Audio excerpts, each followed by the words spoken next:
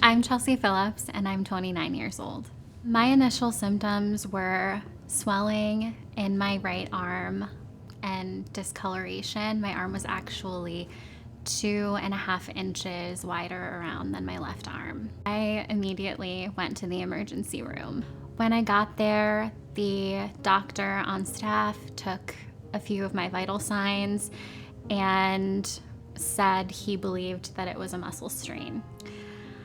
I was probably released from the emergency room within about 15 minutes of arriving there, and in hand I had a referral to an orthopedic specialist. The nurse at the orthopedic specialist office seemed really concerned when I called the next morning and got me in for an emergency appointment.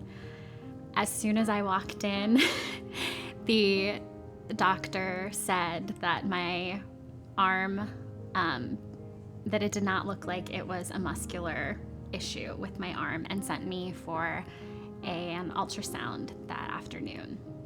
The ultrasound revealed that I had a large blood clot in the subclavian vein that carries blood to my heart. I immediately started to cry.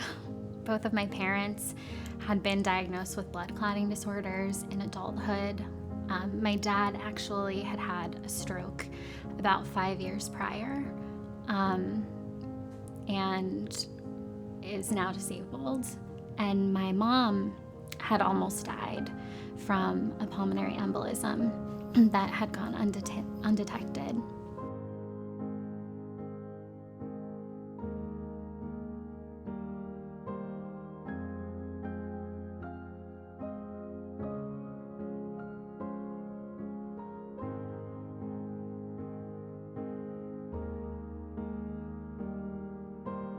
Two months later, I started having new symptoms, and I told my hematologist, to which he replied that he didn't think it was related to my blood clot.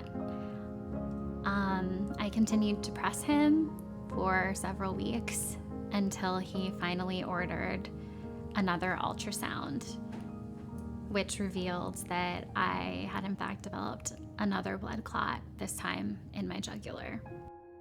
My hematologist called me after receiving the results of my ultrasound and essentially wanted to start from scratch.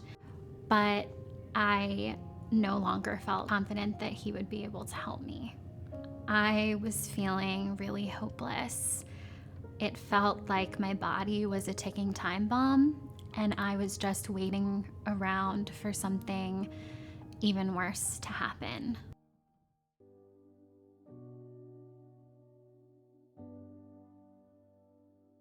I'm actually good friends with a woman who works for ConnectCare3.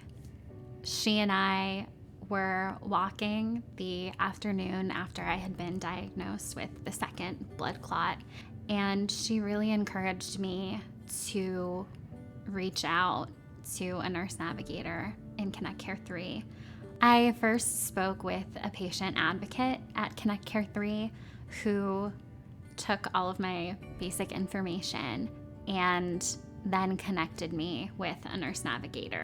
My name is Elizabeth McKay, and I'm a nurse navigator at ConnectCare3. The role of a nurse navigator at ConnectCare3 is one of supporting a patient throughout a confirmed diagnosis. We provide patients with second opinion options. We give them questions to take with them to the appointment. We can also attend appointments or attend them telephonically and provide a written summary. We provide support for as long as they would like to work with us. It could be several weeks, several months, or even years. I spoke with Elizabeth McKay, one of the nurse navigators. From the moment I answered the phone, I could tell that she was very concerned about me and that she would do whatever it took to help me find the answers that I needed.